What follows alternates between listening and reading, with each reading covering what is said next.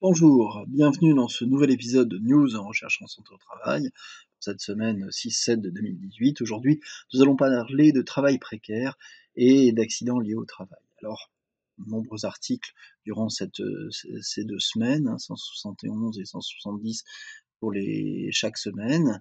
Et puis, j'ai sélectionné un article du Scandinavian Journal of Work Environmental Health, le meilleur journal de notre spécialité que vous verrez régulièrement dans cette chaîne, portant sur la notion de travail précaire et l'accident de travail dans le cadre d'une revue systématique. Cette équipe suédoise s'est intéressée justement au travail précaire, à la fois défini sur soit du travail temporaire avec des multiples emplois, faisant appel en fait à des sous-traitants à qui on a fait appel pour les travaux, la notion de travail intérimaire, la notion de temps partiel, de travail à la tâche, d'insécurité au travail, des choses assez différentes, assez larges, pour essayer de prendre en compte en fait le fait qu'il n'y ait pas un travail à temps plein, que tout le monde n'a pas un travail à temps plein de manière salariée et CDI. Et puis ils ont regardé la survenue d'accidents liés au travail, dans le sens reliés au travail, indépendamment du fait de la définition de type réglementaire dans les différents pays.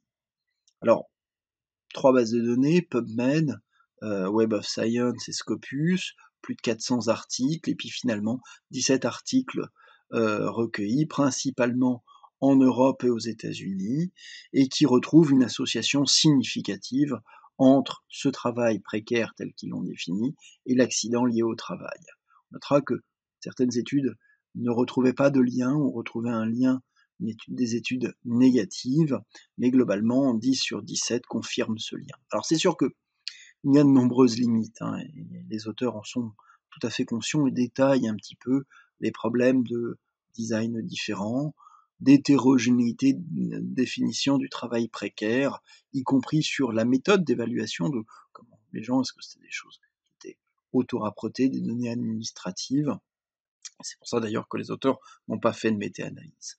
Néanmoins, ça renforce la problématique de cette question, y compris en termes de prévention, afin de bien les laisser, ces travailleurs précaires, dans des surveillances renforcées de prévention, compte tenu du risque lié à leur accidentologie, entre autres.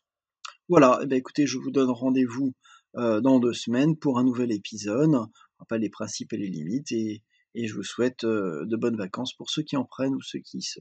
Au revoir.